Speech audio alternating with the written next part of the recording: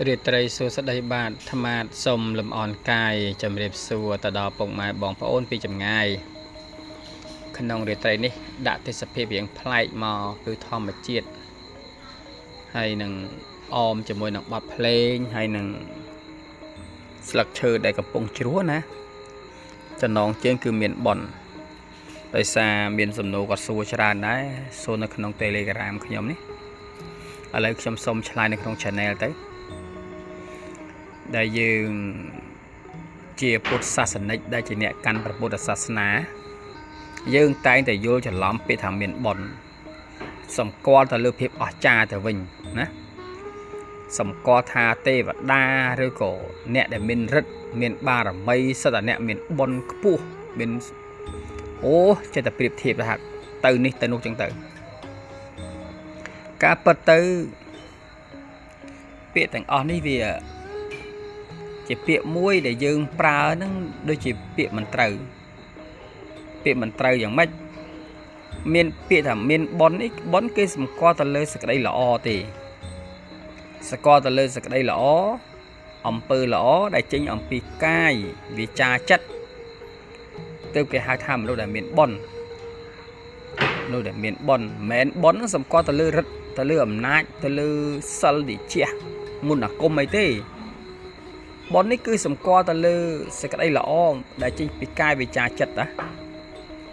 អត់បានសម្គាល់ទៅលើឫទ្ធិអំណាចទេវតាឬក៏អ្នកតាណាអត់មានទេឬក៏អ្នកមានបារមីក៏អត់ដែរដែលយើងតែងតែថាមនុស្សចិត្តបុណ្យមនុស្សចិត្តបាបណាយើងសម្គាល់ថាមនុស្សចិត្តបុណ្យគឺមនុស្សល្អបានត្រូវមនុស្សដែលគេមានទឹកចិត្តសប្បុរសធម៌មនុស្សដែលគេមានសិលធម៌ល្អសុជីវធម៌ល្អការរស់នៅល្អ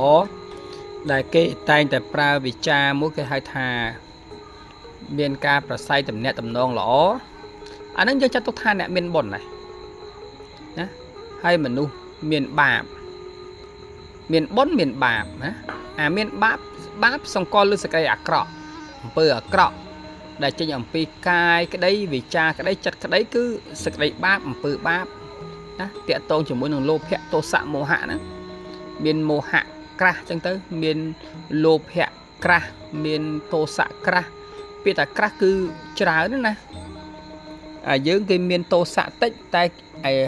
គេនោះមានទោសៈច្រើនណាអាហ្នឹងយើងអាចសម្គាល់អញ្ចឹងហើយមនុស្សយើងអារឿងមានបុណ្យមានបាបនេះវាមិនមែនសម្គាល់ទៅលើឫទ្ធិទេមានបុណ្យនេះគឺសម្គាល់ទៅលើអំពើល្អទេអ្នកណាក៏មានបុណ្យដែរមិនថាជនជាតិកម្ពុជាឬក៏ជនជាតិដទៃទេអត់ទេឲ្យតែចេញអំពីកាយវាចាចិត្តល្អហ្នឹងគឺអ្នកមានបុណ្យហើយមនុស្សដែលមានទឹកចិត្តសប្បុរសធម៌ណាចេះជួយរំលែកទុក្ខអ្នកដទៃចេះយកអាសាអ្នកដទៃចេះចែករំលែកទានទាំងឡាយទាំងពួងហ្នឹងចាត់ទុកថាមានបុណ្យហើយល្អប្រសើរហើយមិនសម្គាល់ទៅលើទេវតាណាអត់ទេហើយក៏មិនសម្គាល់ទៅលើរូបអ្នកតោអ្នកតានេះមានបុណ្យណាអ្នកតាកក្រហមអ្នកតាដំបងដែកមានបុណ្យមានរិទ្ធអីអត់ត្រូវយើងប្រើកន្លែងនេះប្រើខុសណាបុណ្យហ្នឹងសម្គាល់លើសេចក្តីល្អអំពើល្អតាអត់មានសម្គាល់ទៅលើអីទេបាបសម្គាល់លើសភាវៈអាក្រក់ហ្នឹងបាបមនុស្សមានចិត្តបាបណាមនុស្សបាបមនុស្សអាក្រក់មនុស្សមិនល្អ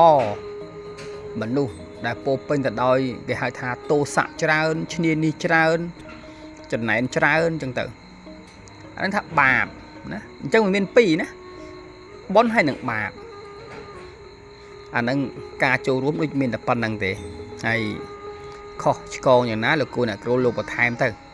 ព្រោះអីវីដេអូមានតែ5នាទីអញ្ចឹងការចូលរួមដូចជាអស់ហើយបងប្អូនចាំមើលជួបគ្នាវីដេអូក្រោយៗទៀតហើយខ្ញុំនឹងនិយាយខ្លីៗទេដើម្បីជាខែតធម្មទានមួយឲ្យយើងយល់ខ្លះទៅតាមកម្រិតណាបងប្អូនអញ្ចឹងសូមអរគុណសូមជម្រាបលាបាទ